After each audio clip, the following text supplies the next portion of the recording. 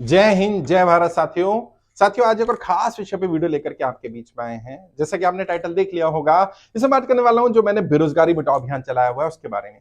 आखिर क्या है ये बेरोजगारी मिटाओ अभियान, कैसे काम करेगा, कैसे आप जुड़ सकते हैं और किन की मदद करने के लिए शुरू किया है मैंने ये अभियान।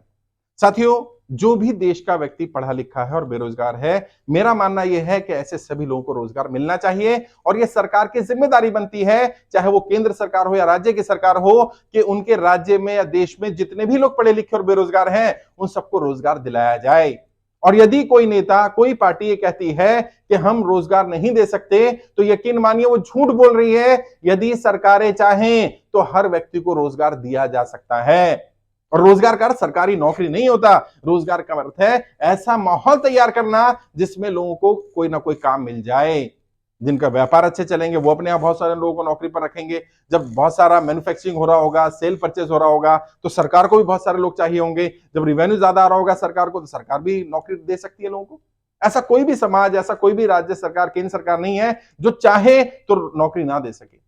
लेकिन जानबूझ करके बहुत सारी सरकारें, बहुत सारे नेता जानबूझ करके जनता को बेरोजगार रखना चाहते हैं, क्योंकि उन्हें पता है कि अगर ये लोग पढ़ लिख गए, ये लोग अच्छी शिक्षा ले ली, इन्हें रोजगार मिल गया, तो ये फिर 500,000 रुपए में बिकेंगे नहीं ना। हमारी रैली में कौन आएगा, हमारे झंडे कौन उठाएगा, हमारे नारे कौन लगाएगा, कौन जाति धर्म की लड़ाई लड़ेगा। इसलिए लोगों को बेरोजगार रखा जाता है। जब लोग बेरोजगार होते हैं तो उनकी रैलियों में, उनके झंडे उठाने में, दंगा कराने में 500,000 रुपए देकर के पत्थरबाजी इकट्ठे कर लिए जाते हैं। जानबूझ करके प्लानिंग के साथ ऐसा करा जाता है कि ज्यादातर लोग बेरोजगार रहें। और ये शिक्षा जो नीति है हमारी, या हमारा एजुकेशन सिस्टम जो है, उसकी एक बहुत बड़ा फॉल्ट है कि पढ़ा लिखा व्यक्ति बेरोजगार हो। दोनों बातें सही नहीं हो सकती। या तो व्यक्ति पढ़ा लिखा होगा या बेरोजगार होगा। अगर कोई पढ़ लिख करके बेरोजगार है तो उस शिक्षा का क्या औचित्य रह गया भाई। वो शिक्षा जो व्यक्ति को स्वावलंबी नहीं बनाती है, वो शिक्षा जो व्यक्ति को अपने पैरों पर खड़ा नहीं करती है, वो शिक्षा जो लोगों को रोजगार नहीं उपलब्ध करा पा रही है, कमाई का साधन नहीं दे पा रही है, उस शिक्षा को लेने का क्या औचित्य है। और लाखों लाखों रुपए, करोड़ों रुपए खर्च हो रहे हैं बच्चे की पढ़ाई पर। स्कूल से लेकर कॉलेज तक बहुत पढ़ाई करता है, पैसे खर्च होते हैं माँ बाप के, लोग कर्जा ले लेते हैं, कर्जे की दलदल में फंस जाते हैं और रोजगार नहीं मिलता। तो रोजगार सरकार दे, ये सरकार की जिम्मेदारी बनती है। इसलिए बेरोजगारी मिटाओ अभियान शुरू किया गया और इसमें दो स्तर पर मैं काम कर रहा हूं। एक तो मेरा अपना जो वजूद है, जो मेरा स्तर है, जो मेरी नॉलेज है, वो फ्री ऑफ कॉस्ट देने की कोशिश कर रहा हूं। ऐसे सभी पढ़े लिखे बेरोजगार जिनके पास कोई काम नहीं है, 18 साल से 50 साल 60 साल तक की उम्र के हैं और वो कुछ करना चाहते हैं, उन्हें मैं सबसे पहला काम, राजनीति की जो मेरी ट्रेनिंग है बूथ लेवल मैनेजमेंट की, वो फ्री दे रहा हूं। ट्रेनिंग ले लें, इससे क्या होगा, उन्हें कुछ हुनर मिल जाएगा और जब भी जहां भी इलेक्शन होते हैं वहां वो खुद काम ढूंढ सकते हैं। अच्छा, वो ट्रेनिंग लेने के बाद उनको लगता है काम नहीं मिल रहा, तो मेरे पास जो काम आता रहता है, जहां भी इलेक्शंस होते हैं वहां बहुत सारे कार्यकर्ता चाहिए होते हैं। हर बूथ पर 10-10 लोग चाहिए होते हैं और देश में 12 लाख बूथ हैं, यानी लगभग 1,20,00,000 लोगों को काम मिल सकता है थोड़े थोड़े समय के लिए। कहीं पर 2 महीने के लिए, कहीं पर 3 महीने के लिए, लेकिन उसमें पैसा ठीक ठाक मिल जाता है। कई जगह पर 500 रुपए भी मिल जाते हैं, 400 रुपए मिल जाते हैं, 600 मिल जाते हैं। कई जगह बूथ अध्यक्ष जिसको बनाते हैं उसको 1000-1000 रुपए मिल जाते हैं। 1 महीना 2 महीना काम करने को मिल जाएगा, 1000 रुपए पर डे का मिलेगा। तो सोचिए कि उसके पास 60,000 रुपए आ जाएंगे। जो इलेक्शन मैनेजर होते हैं उनको 5-5 हजार रुपए पर डे मिलता है, तो सोचिए 5,000 रुपए पर डे मिल गया और 2 महीना काम मिल गया तो 3-1 लाख रुपए मिल जाएंगे उसको। तो कम से कम, मैं ये नहीं कह रहा 3 लाख बहुत बड़ा अमाउंट है, लेकिन उसका कर्जा तो उतर जाएगा, वो अपनी जरूरतें तो पूरी कर लेगा, कम से कम बेरोजगार तो नहीं रहेगा। अपनी पढ़ाई के लिए अपना कोई कोर्स करना है, कोई हुनर लेना है, वो कर लेगा। एक तो ये स्तर है कि मैं अपने स्तर पर प्रयास कर रहा हूं ऐसे सभी बेरोजगार लोगों को कोई ना कोई हुनर देने का, जिससे कि वो टैलेंट उनमें डेवलप हो जाए और वो अपने बलबूते कुछ काम कर सके, स्वावलंबी बन सके, सेल्फ डिपेंड बन सके, आत्मनिर्भर बन पाए। दूसरा स्टेप है इसमें सरकार का। सरकारों पर दबाव बनाया जा रहा है, राज्य सरकार पर भी, केंद्र सरकार। कोई धरना प्रदर्शन नहीं, कोई बंद नहीं करना, कोई आगजनी नहीं, कोई गाली गलौच नहीं, सामने ऑन टेबल बैठ करके प्रेम से बात, कि हर राज्य सरकार की, केंद्र सरकार की जिम्मेदारी होनी चाहिए कि उनके राज्य का जो भी व्यक्ति पढ़ा लिखा है उसको या तो रोजगार दिया जाए, या जब तक रोजगार ना दे तब तक उसको बेरोजगारी भत्ता मिले, कुछ पैसा मिले, जिससे कि वो अपना घर का खर्चा चला सके। उसने शिक्षा ली, अच्छी पढ़ाई की, उसके माँ बाप ने पैसा लगाया।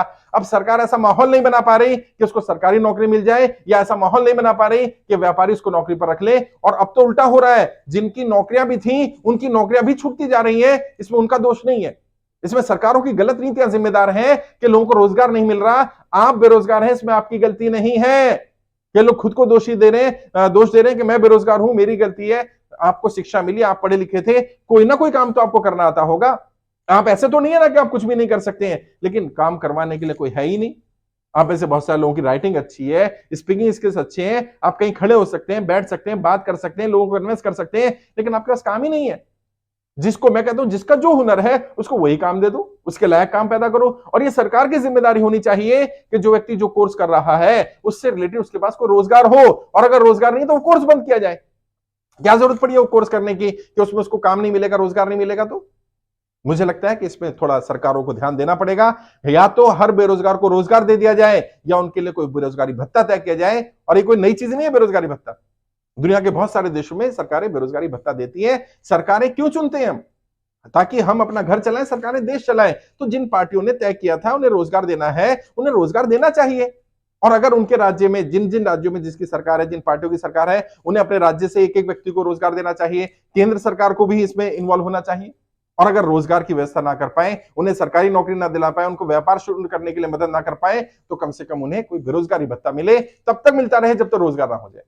तो दोनों स्तर पर काम कर रहे हैं। आप में से जो लोग भी बेरोजगारी मिटाओ अभियान में जुड़ना चाहते हैं, यहाँ फॉर्म का लिंक भी मिल जाएगा आपको। और मैंने एक ईमेल आईडी मेरी टीम ने तैयार किया है, teamshahsir@gmail.com, TEAM team SHA Shah SIR sir@gmail.com। यहां जाइए, अपना रिज्यूमे भेजिए और बताइए कि आप बेरोजगार हैं, आप काम करना चाहते हैं। आप मेरी टीम आपसे संपर्क करेगी, आपको ट्रेनिंग भी कराएंगे फ्री ऑफ कॉस्ट, ताकि आप हुनर डेवलप कर पाए। और साथ ही साथ सरकार को भी बताएंगे कि इतने लोग बेरोजगार हैं, इनको बेरोजगारी भत्ता मिले या इनको रोजगार दिया जाए।